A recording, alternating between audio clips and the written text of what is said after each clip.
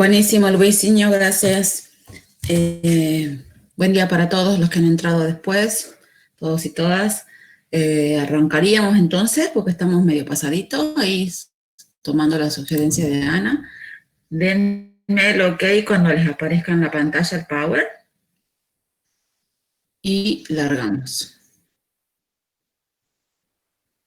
Profe, aparece. ¿Aparece? Genial.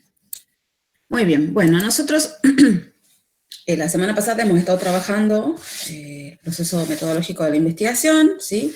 Viendo puntualmente a esto, como a esta práctica, primero como un oficio, que requiere, bueno, este proceso de problematización que ya habíamos arrancado viendo con Semberman, con Castoriadis y demás.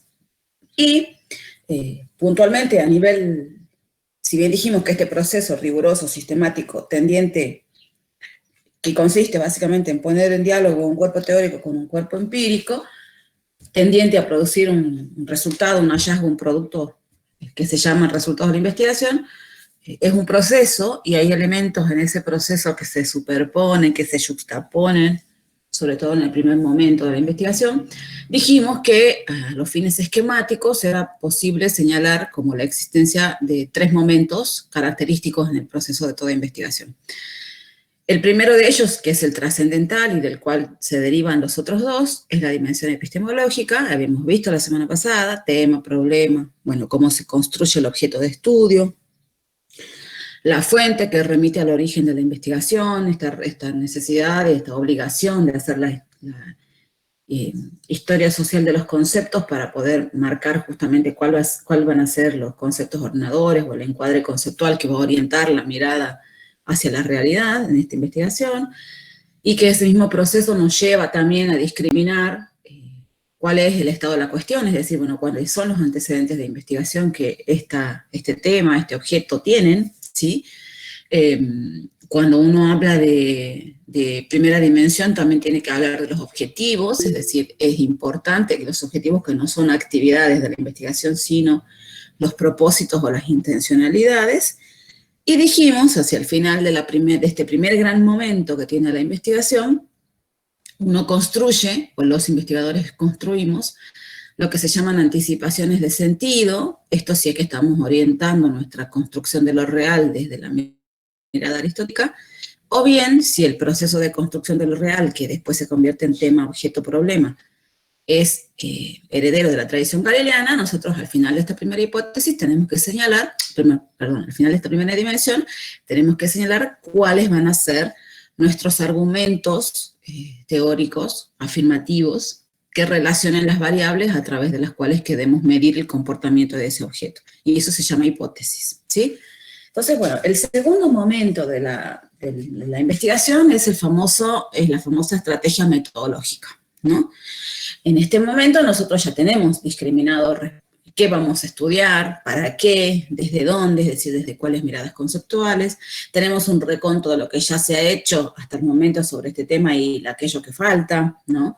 Y en relación a eso, justamente, uno ya se entrega a este segundo momento a construir creativamente lo que se llama estrategia metodológica. Por eso ahí va a aparecer, lo van a encontrar en Sirven, aparece como dimensión de la estrategia general. En otros autores metodólogos también va a aparecer como dimensión metodológica, en otros va a aparecer como recorrido metodológico, en ninguno como método. Nosotros no hablamos de método, por eso yo hoy les voy a pedir que vuelvan sobre el texto de Marradi, sobre ese capítulo de Marradi que se llama Métodos, Metodologías y Técnicas, porque es necesario que esa discriminación conceptual la tengan sumamente clara a la hora de pensar la segunda dimensión, ¿no? Hago un paréntesis acá antes de entrar a pleno con este segundo momento. ¿Hubieran algunos aspectos de la semana pasada que no se han entendido? ¿Existen algunas cuestiones sobre las cuales ustedes necesitan que yo vuelva a explicar, que no se entendió algo de la primera dimensión?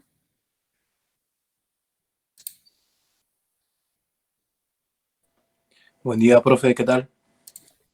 Buen día. Esa voz es de Ignacio. Sí, ¿qué tal? ¿Cómo Bueno, te yo va? una duda con respecto al último elemento del primer momento de la primera dimensión, con la Ajá. anticipación de sentidos y la hipótesis. Quería que me explicara bien, refrescara un poco cuál sería la Ujú. diferencia. Sé que una tiene relación ya con el plano cualitativo y cuantitativo, pero más allá de eso, ¿qué otra diferencia puede residir? Ajá. Muy bien. Ahí hay una pregunta sobre la anticipación de sentido. Ok. ¿Alguna otra duda? Levanto las dudas y después voy. Esperen que voy a ir anotando porque hoy estoy particularmente desmemoriada. Hola, profe. A ver. Sí, buen día. Soy Noemí. Profe, ¿podría aclararme un poquito más el tema de los conceptos ordenadores dentro del Ujú. encuadre conceptual? ¿Se puede ser? Ok, muy bien. Ah, Ok, profe, ¿me escucha? sí. Más que nada, ¿me puede explicar cómo era la fuente de la investigación? En el apartado ese me quedó la duda. Ujú. Muy bien. Más preguntitas. Buen día, profe. Buen día. Yo quería preguntarle con respecto al apartado de los objetivos. Ahí Ajá. tengo que explicitar con respecto a los objetivos específicos y el general, o solamente hay un general. Ujú. Muy bien.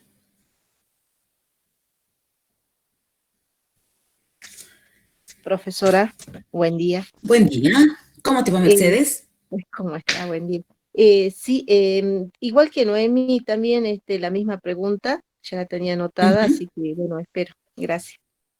Muy bien. Los demás compañeros y compañeras.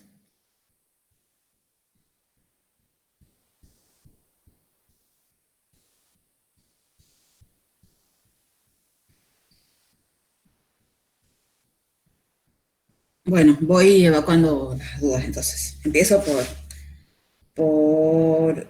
cómo los ordeno. Bueno, primero está la duda sobre los conceptos ordenadores. Espérenme que vuelva sobre la... Ay, cómo me hace falta una pizarra. Por favor, chicos del equipo, capacítenme para trabajar con pizarra en el Meet, porque es impresionante lo que necesito, esa pizarra. Espérenme que vuelvo para explicarles cómo corresponde, si no se va a hacer un bollo. Bueno, ahí me imagino que en el Power de ustedes lo están viendo, ¿no? Eh, yo les dije, no hay teoría, no hay investigación si no hay teoría y no hay empiria. Y ambas se ponen en relación entre sí, ¿no? ¿Cuál es el punto respecto a los conceptos ordenadores? En realidad, esa categoría, o sea, si hicieran una tesis ustedes y pusieran en su encuadre conceptual, en vez de encuadre conceptual, pusieran conceptos ordenadores, una persona instruida que les lea la tesis y experta en investigación, automáticamente tiene que discriminar que su planteo es heredero de Semmelweis, porque es él quien habla de esa categoría de conceptos ordenadores. Yo por eso en el Power les puse encuadre conceptual barra conceptos ordenadores, porque parecen lo mismo, pero no lo son, ¿no? Toda tesis que tiene teoría. Cómo se le denomine al apartado teórico que tiene que tener una investigación va a variar. Yo les explicaba la clase pasada que en perspectivas de investigaciones descriptivas, exploratorias, convencionales y muy influenciadas por el monismo metodológico, la tendencia hegemónica era colocar marco teórico, porque verdaderamente era un marco, ¿no? Era un corsé que te delimitaba el uso de la teoría de una manera hipotética deductiva. Igual ahora explico qué es cada cosa. En perspectivas más contemporáneas, sobre todo aquellas que han sido afectadas por todo el debate de la investigación cualitativa, bueno, la crítica de la teoría crítica, ¿no? Y la contribución, aquí hay que señalar una cosa trascendental, que es la contribución del interaccionismo simbólico y la sociología comprensivista de la Escuela de Chicago de 1930, porque eso le dio como un halo oxigenable a la metodología y por ende impactó de lleno en las construcciones teóricas de las investigaciones, señalando justamente que no podían ser tan encorsetadas, tan rígidas, porque el proceso de la investigación tendría que apuntar y tenía que aportar en ese momento a un tipo de abordaje que sirviera para iluminar esa porción de la realidad, no para verificar si lo que ya la teoría que estaba consolidada efectivamente había anticipado predictivamente. Entonces ustedes lo van a encontrar con distinto nombre porque remiten a posicionamientos epistemológicos diferentes. Si yo hablo de marco teórico, lo más convencional del mundo, ustedes van a tener ahí una tesis que ya te está anticipando una mirada bastante, ¿cómo les diré?, atomizada de lo social, ¿no? Luego, si estoy en presencia de un encuadre conceptual, quiere decir que yo he hecho una reconstrucción de las teorías que trabajan sobre este tema, y ahí cuando yo leo encuadre, quiere decir, bueno, acá hay un posicionamiento conceptual de alguien que se para desde un conjunto de teorías, ¿sí?, tratando de ordenar a partir de allí una lente que le permita analizar lo social, lo real. En cambio, si yo hablo de conceptos ordenadores, estoy hablando de un trabajo de elucidación conceptual que hice a partir de esa epistemología de Semmelmann, la epistemología situada de Semmelmann, ¿no? ¿Por qué digo esto? Porque si yo hablo de conceptos ordenadores, quiere decir que yo hice la famosa historia social de los conceptos, ¿no? Es decir, bueno, yo dije, bueno, voy a trabajar acción colectiva. Entonces, ¿qué trabajo? Bueno, tengo la influencia anglosajona, tengo la influencia estadounidense, y bueno, y más recientemente la influencia de la zona de Australia, Nueva Zelanda. ¿Cómo voy a trabajar eso? Tengo que historizar las teorías que han sido creadas y pensadas para esos lugares respecto de la acción colectiva, ¿no? Entonces tengo que decir, bueno, acá los grandes teóricos conceptuales son estos. Por ejemplo, alguien que estudia acción colectiva que no ha leído Melucci o que no ha leído Alan Turing, uno italiano, el otro francés, y tiene lecturas parciales, o sea, tiene una tesis encuadrada teóricamente débil. ¿Por qué digo esto? Porque si yo es una tesis sobre acción colectiva, que es el ejemplo con el cual vamos a trabajar hoy. Entonces le digo, si yo estudio acción colectiva, yo no puedo desconocer conceptualmente que esos autores existen, más allá de que los compartan o no los compartan, porque el trabajo de la investigación en esta parte consiste en hacer como una especie de mapa conceptual respecto de cómo han sido trabajados estos temas a nivel de conceptos. Entonces, ¿quiénes son los referentes teóricos más importantes dentro de esta categoría? ¿Qué dicen, ¿no?, al respecto?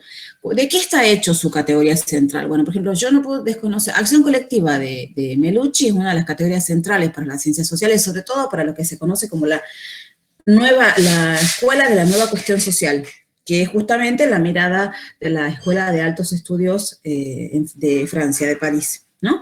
Entonces, si yo no conozco esos dos autores, por darles un ejemplo, que le estoy nombrando los dos padres de la categoría, categoría contemporánea de acción colectiva, yo estaría mirando de manera parcial mi objeto. Lo mismo que si yo estudiara, por ejemplo, las reapropiaciones del consumo musical en población joven indígena wichí.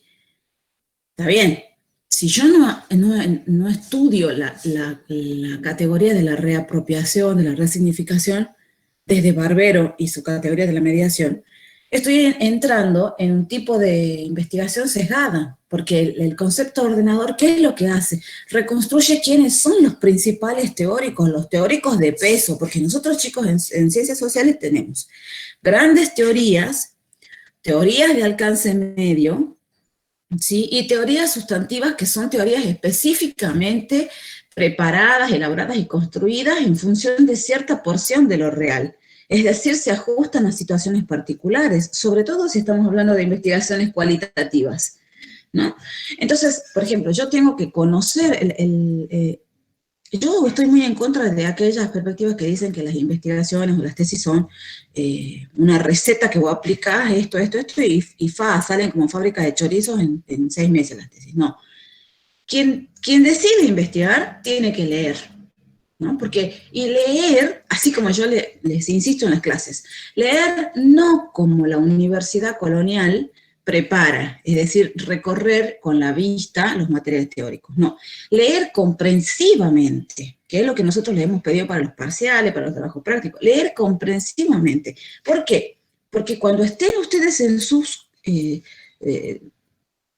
soledades, leyendo los materiales para poder reconstruir la trama conceptual de su investigación futura, no pueden aplicar el mismo ejercicio de lectura que les enseñó a esa universidad colonial, porque no hay tesis posible de esa forma, ¿no? ¿Por qué? Porque uno tiene que conocerla la teoría. Las teorías no son cucos, y es un error pensar que estamos en una carrera, en una ciencia que puede prescindir de la teoría. Como también es cierto que no todo es teoría, porque las teorías sufren este desfasaje que dice Semmelmann, ¿no? Y entonces vamos por atrás somos la tortuga a nivel de elaboración conceptual y demás, y es una empresa que va por atrás de la realidad, sobre todo por las características de nuestro presente, ¿no?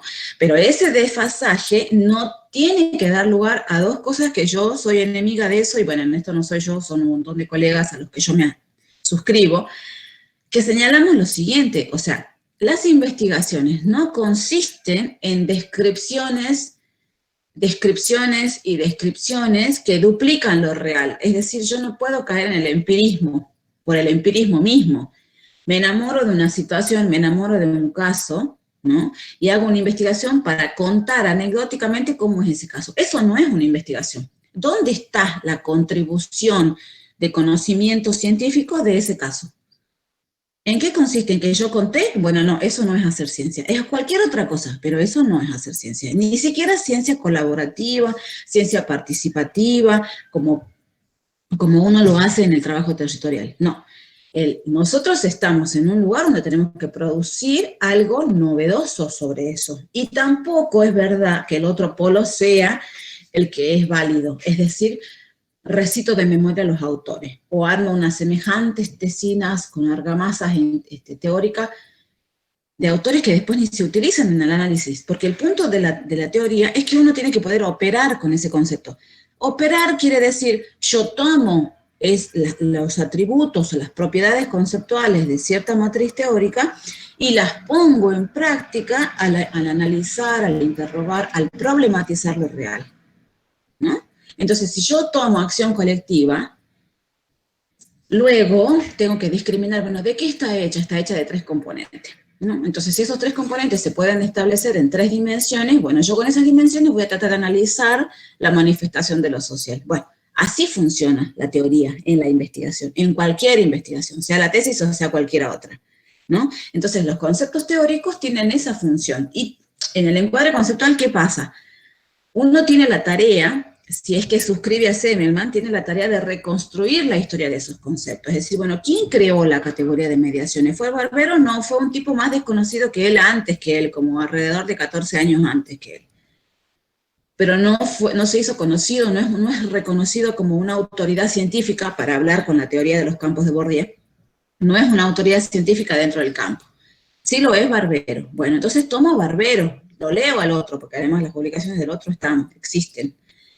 Los leo y reconstruyo a partir de ellos, digo, bueno, acá los referentes conceptuales de esta categoría son fulano, mengano y sutano, ¿sí?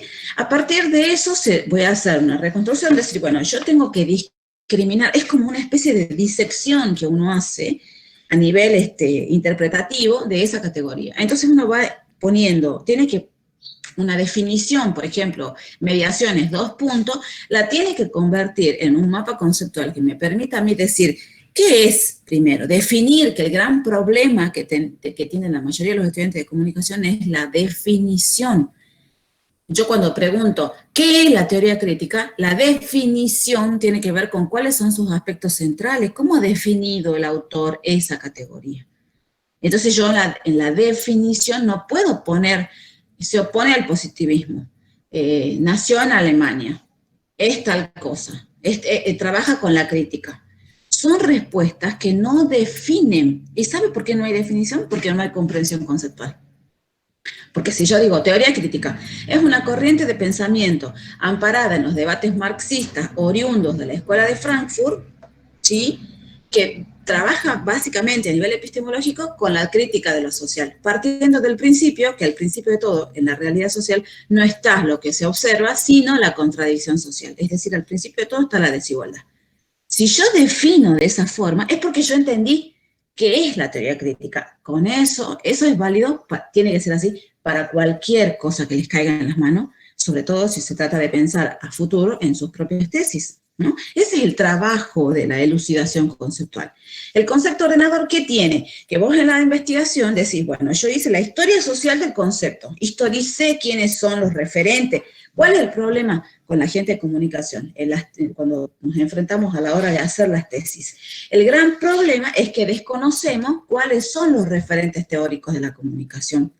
Y entonces ponemos como referente a la gente que es interlocutora o que es lectora de los grandes teóricos.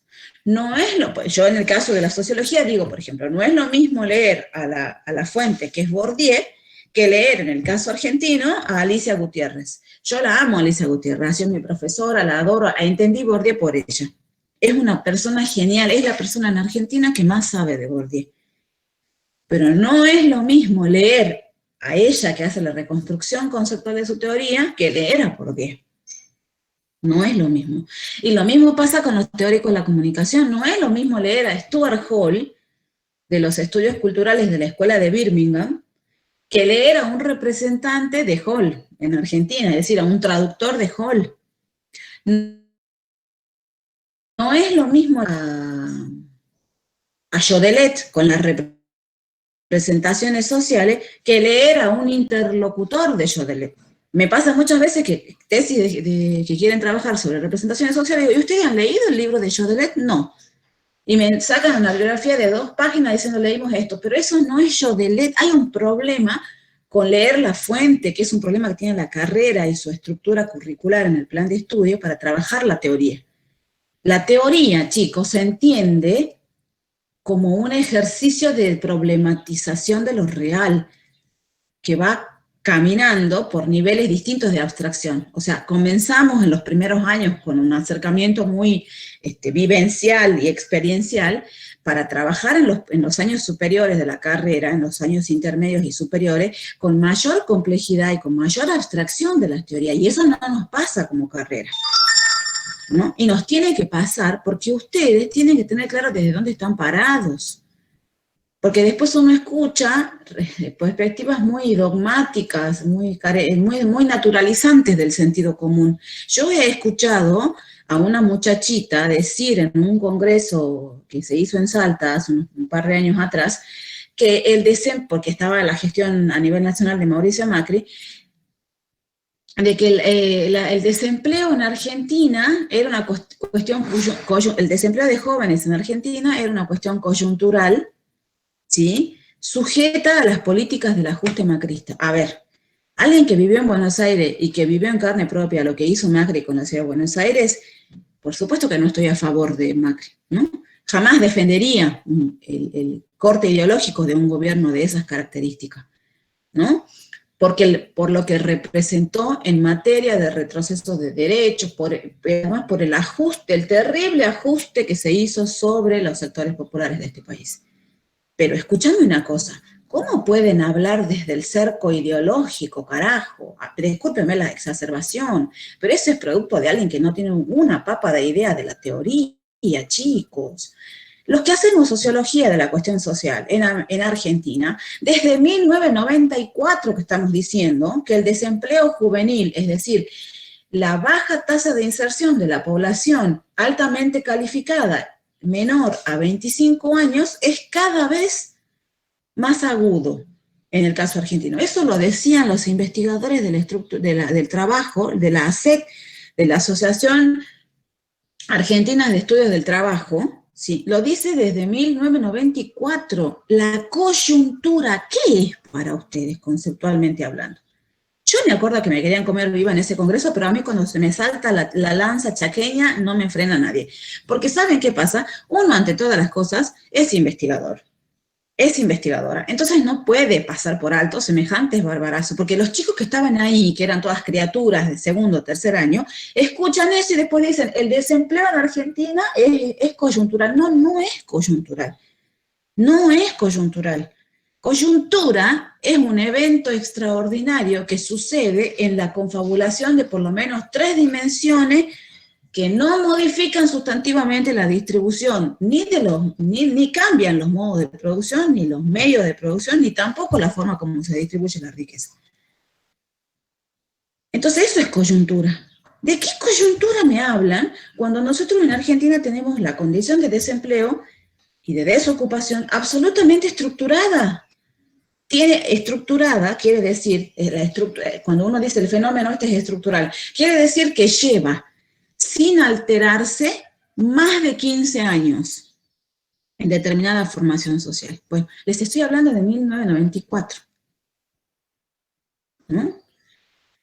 Es decir, hay gente que no había nacido todavía en esa época, que está cursando el seminario. Entonces, desde antes que nazca, ya es estructural la falta de empleo entre los jóvenes. ¿Cómo me pueden decir que es coyuntural? Porque se ata al gobierno de Macri una mirada de un desconocimiento de la teoría, ¿no?, que es propia de justamente un débil trabajo sobre el encuadre conceptual, ¿no? El encuadre conceptual sirve no para que uno lo repita. Yo a la investigación en comunicación en Salta no le hace falta que ustedes repitan a Uranga. Yo siempre lo pongo al pobre Uranga, que lo llegué a estimar de tantos años, en algunas cosas, en otras no. Lo ponen a Uranga. Estudian las cocineras, las amas de casa, Uranga. Marco teórico, Uranga. El fútbol y las mujeres, marco conceptual, Uranga. El rugby masculino y su patrón de masculinidad en Salta. Encuadre conceptual, Uranga. No, el problema ahí no lo tiene ni siquiera el pobre Washington Uranga. Lo tienen quienes no se sientan ante los libros que ya tienen más de 3, 4 décadas, ya se han muerto. Tete Archetti ya se murió, ¿no? Entonces, hay gente que ya escribió sobre esos temas, que dijo montones de cosas a nivel conceptual, que ustedes tienen que leer. Quien hace investigación tiene que leer. Si yo voy a hacer un audiovisual, miren, antes de ayer tuve una capacitación con esta mujer que cada vez que pasa el tiempo admiro más. ¿Ustedes la conocen, a la Silvia Rivera Cusicanqui? ¿La han leído en algún momento de la carrera? No, profe. ¿No? Es una socióloga, creo que era ella, sí, socióloga, es boliviana, ¿no? Entonces, esta mujer, que ya se jubiló, ya se fue de la academia, tiene un laboratorio de producción audiovisual que se llama el Tambo, que funciona en el Alto. Es socióloga, ¿no? Sí, ahí me dice Javier, es socióloga. Sí, que funciona en el Alto, ¿no? Y la Silvia decía una cosa sumamente, pero sumamente interesante hace unos días atrás que estuvimos en un conversatorio, que tiene que ver con lo siguiente. Nosotros no podemos poner... ella dice, bueno, el horizonte político de las ciencias sociales, entre las cuales está la ciencia de la comunicación, no puede reposar sobre el voluntarismo ideológico individual. ¿Qué digo con esto? Que todos podemos, bueno, no todos ni todas, buena parte de la gente puede querer que la condición social cambie, que hagamos una transformación a partir de nuestra intervención como investigadoras, como investigadores, pero eso no puede estar sujeto a la voluntad individual. ¿Con qué digo esto? La voluntad individual de la matriz ideológica que cada uno tiene. Y ella dice una cosa que a mí me parece central, que es, nosotros tenemos la responsabilidad ética y política de nuestros tiempos de crear. Tenemos la posibilidad de acceder a la mayor cantidad de materiales como nunca antes nuestras generaciones anteriores lo pudieron hacer. Y sin embargo, uno ve, a medida que más avanza eso, un retroceso en el plano de la reflexión sobre la realidad. Entonces dice, y tenemos gente que analiza nuestras realidades con anteojeras marxistas, por ejemplo. Y ella dice, ¿qué queda del marxismo para analizar fenómenos tan, pero tan particulares de sociedades que el propio marxismo ha denominado como precapitalistas, que son el caso de los ayllus andinos. ¿Qué queda? ¿No? Entonces yo digo, y ahí yo le decía, lo que pasa es que para mí el problema no es la cuestión individual, para mí tiene que ver con cambiar la lógica con la que nosotros trabajamos las teorías en la universidad. Porque si yo creo que es necesario prescindir de la teoría, como pasa en muchos, pero muchos tramos formativos de ustedes en la carrera, ¿no? Hay como un bastardeo, y esa palabra sí que es así, un bastardeo de la teoría, ¿no? Un ninguneo, una desacreditación, porque se entiende que eso es obsoleto, que eso es caduco, ¿no? Que remite a la educación enciclopedista de la Ilustración francesa, pues, cosas un poco muy agarradas de los pelos en términos históricos. Pero existe eso, ¿no? Y entonces yo le decía a ella, entonces tenemos esta noción de que la comunicación es capaz de prescindir de la teoría. Y me dice, sí, por eso se vuelve totalmente funcional al poder, o a los poderes. Ella ahora está trabajando haciendo audiovisuales, piezas audiovisuales, con mujeres en relación a la preservación de los alimentos, de las semillas, la curación de la semilla, el cuidado de la semilla, la preparación de la tierra, el cuidado de la madre tierra para que pueda engendrar y demás. Bueno, unas cosas muy interesantes, con todas viejitas de 900 años. ¿Qué hace con esas mujeres? Ustedes dirán, bueno, habla, pasa tiempo, hace investigación etnográfica. No, ¿saben qué hace con esa gente? Lee. Y he visto un colectivo artístico que participa del tambo de mujeres y sus tejidos que han ido a exponer hace poco a un museo en Berlín, hace poco, el año pasado, antes del COVID, donde justamente se tensionaba pero toda la teoría artística del tejido, del color y de la trama, de las dimensiones, justamente a partir de la experiencia de esas mujeres. Y entonces esta señora decía, nosotros sabemos cómo somos, qué hacemos, el sentido que tiene porque lo hacemos desde hace por lo menos 20 generaciones para atrás.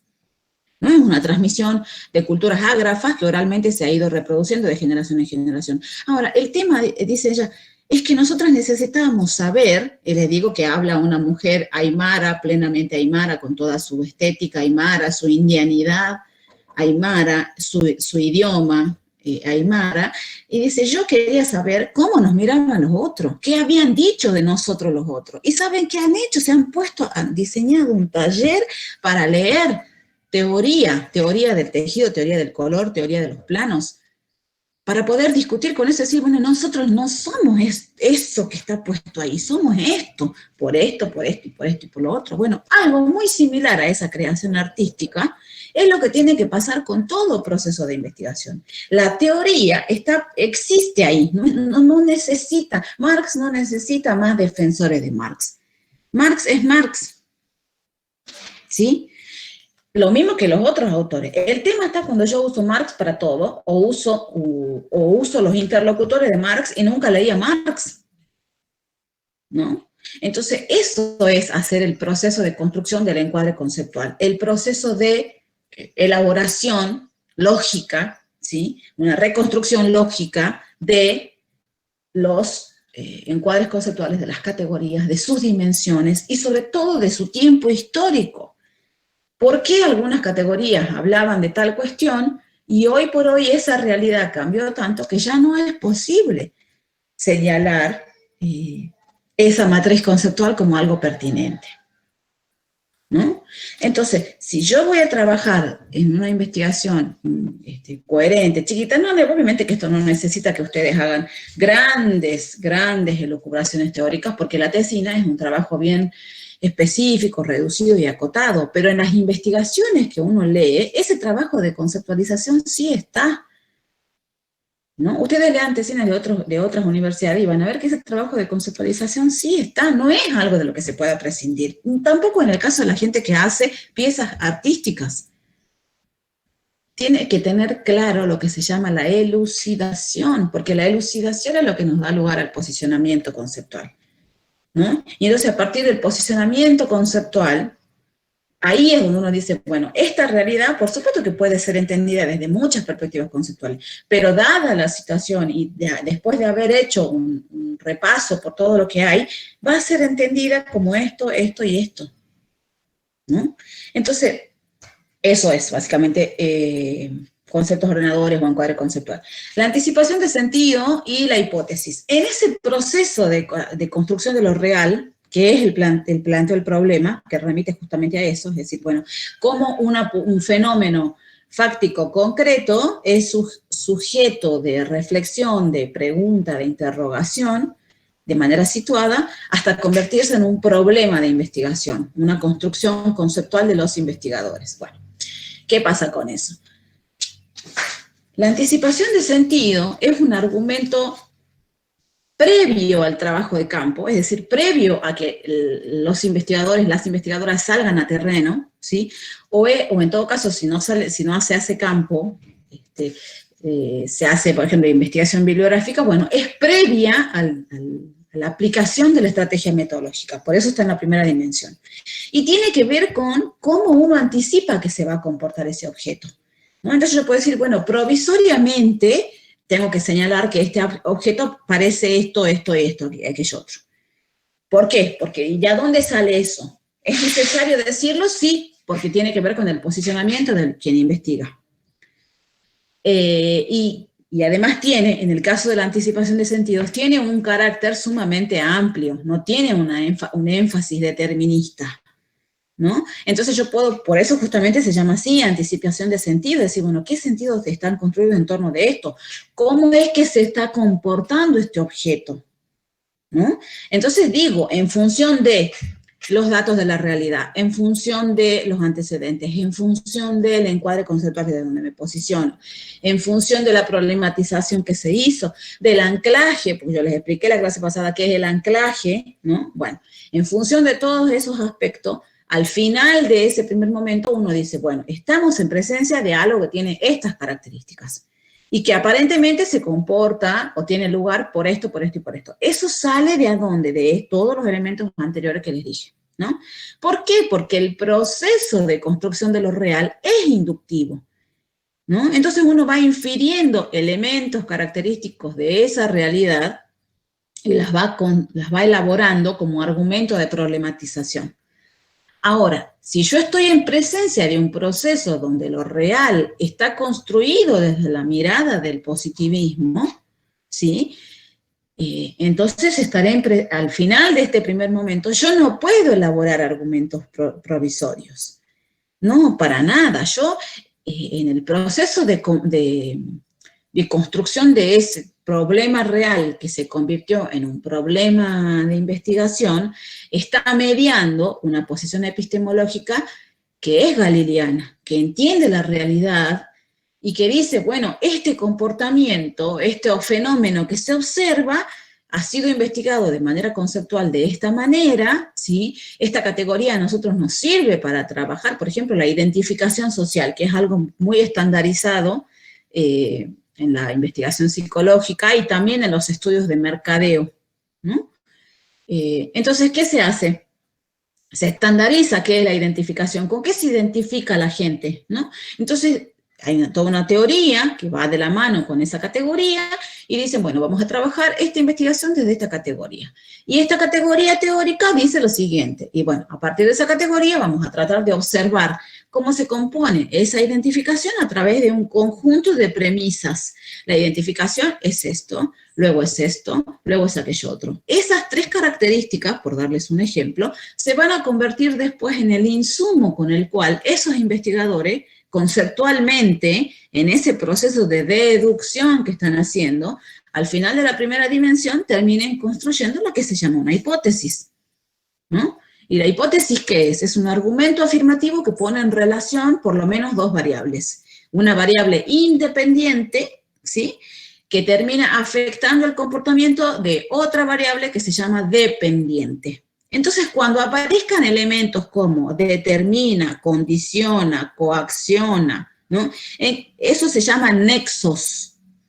En la investigación cuantitativa eso se llama nexo. Pueden ser más duros, más rígidos o no tanto. Un nexo duro, ¿cuál es? Determina. Entonces, ¿yo qué voy a decir? El nivel de instrucción determina el consumo cultural, por ejemplo. El nivel de instrucción determina la calidad alimenticia de una persona. No estoy diciendo que interviene, que capaz que tiene que ver, en que juega un papel importante. No, estoy diciendo determina. Entonces el nexo es duro, es pleno. Una cosa afecta completa y enteramente el comportamiento de la otra. Bueno, esa es una hipótesis, conceptualmente hablando, ¿no? Y obviamente que ustedes se van a dar cuenta, los informes que lean, que el proceso de construcción que se hace de lo real es el que desencadena que al final de la primera dimensión eso real esté aventurado o esté caracterizado en términos de argumento por una cosa o por la otra, pero es el proceso de lo real. Nunca vayan a leer las cosas de la segunda dimensión para tratar de entender si es galileana o si es aristotélica, no, porque ahí en el planteo del problema, ahí ya está la postura de quien investiga, o de quienes investigan. ¿Me explico? Y la fuente, dije, la fuente siempre tiene que ver con el origen de la investigación. ¿Por qué se hace este estudio? En los objetivos con para qué, ¿sí? ¿Por qué se hace este estudio? Hay que decir, bueno, el interés por dónde arranca, por un interés personal, por una cuestión contratada, porque me sumé a un equipo de investigación y el director investiga esto, y bueno, yo voy a investigar esto también. Bueno, se tiene que explicitar, siempre se explicita en los informes, en las tesis de posgrado, después se explicita también cuando uno escribe un artículo para que se publique en algún lado, o en un libro, o en un capítulo de un libro, siempre tiene que decir de dónde surgió el interés por estudiar este tema. Eso es la fuente. Aquí no hay ni fuente primaria ni fuente secundaria, grábense esto de memoria. Esto no existe porque no es investigación periodística. No estamos hablando de la fuente dadora de datos, no, estamos hablando de la fuente como el origen de la investigación. ¿Desde dónde arranca? ¿No? ¿Por qué arranca? Y luego, que alguien me preguntó, fuente, objetivos, conceptos de... Bueno, ahí ya terminé. Eso es básicamente. ¿Respondí las dudas? ¿O hay algo más que no se haya entendido? Para mí Sí, sí. profesora, gracias. ¿Sí? Sí, profe. ¿Podría dar el nombre de la señora de la socióloga, profe? ¿Cómo se dije llama? Silvia Rivera Cusicanqui. Ah, gracias. Sí, dije. Sí. Sí.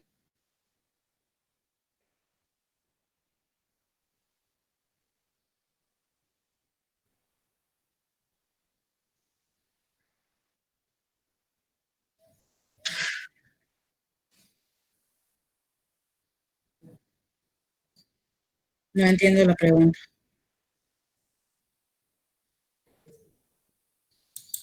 ¿Cómo así el tema? El tema, perdón, ¿cómo es el verbo? El tema.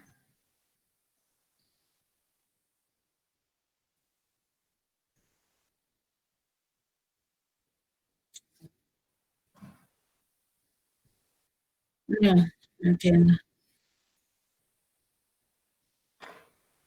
Tema y problema son dos componentes distintos, ¿sí? ¿Tienen que hablar de las mismas cosas? Y sí, porque yo no puedo tener un tema poner el tema, encontrar el tema es una cosa y después en la problematización del informe pongo que es otra, no. La problematización tiene que ver con ese procedimiento mediante el cual los investigadores, las investigadoras, construimos un fenómeno real en problema de investigación, es decir, en objeto de interés de nuestro proceso riguroso y sistemático de diálogo entre teoría y empiria, ¿sí? Si yo veo la pobreza, el hambre, la desnutrición como un problema real, bueno, ¿cómo construyo desde mi campo de investigación, cómo construyo eso real, fáctico, en un problema de investigación? Problematizándolo, primero situándolo, diciendo dónde ocurre, cómo ocurre, ¿sí? Y empezando a preguntar por qué ocurre. Leyendo, porque la lectura de los datos de la realidad, es decir, las fuentes estadísticas, las fuentes periodísticas, las buenas fuentes confiables de investigación periodística, lo que circula de investigaciones ya hechas sobre esos temas, lo que circula como teoría acerca de ese tema, todo eso me va a dar elementos a mí para problematizar, es decir, para interrogar ese objeto que aparece como un fenómeno social concreto, para convertirlo en en un campo de interés de preguntas que hacen los investigadores, ¿no? Por ejemplo, si a mí me interesa el hambre y la desnutrición, una pregunta de investigación no puede ser ¿por qué existe el hambre mundial? Porque eso es una pregunta que denota ignorancia de quien la escribe, es decir, hay alguien que no tiene inmersión temática. La inmersión temática es el proceso mediante el cual uno se sienta y se empapa de lecturas acerca del tema, porque quien investiga un tema es quien más tiene que saber sobre ese tema, ¿no? Es mentira que uno investiga el tema para que otro hable por uno, el director, la directora, o para que los directores hagan antecedentes, no. Quien más sabe del tema de la investigación, de su investigación, es quien ha investigado. Entonces, uno tiene que tener un conocimiento cabal del problema de la investigación, es decir, tensionándolo desde diferentes ángulos, lo histórico, lo cultural, lo político, lo económico, lo simbólico, ¿no? De manera tal que uno, en ese proceso de problematización, vaya discriminando en esa misma instancia, qué es la pregunta problema o cuáles van a ser las preguntas problemas que ordenen la investigación.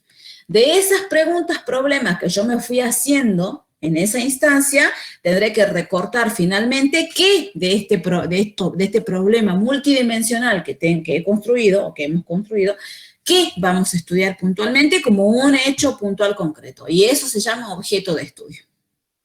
¿Me explico? No sé si resuelvo ahí porque creo que yo no entendí la consigna.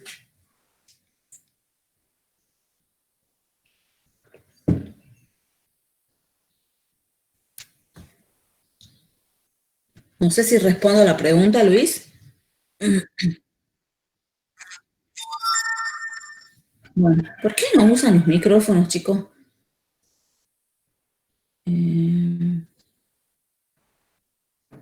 Seguro entendí, algunos no le andan.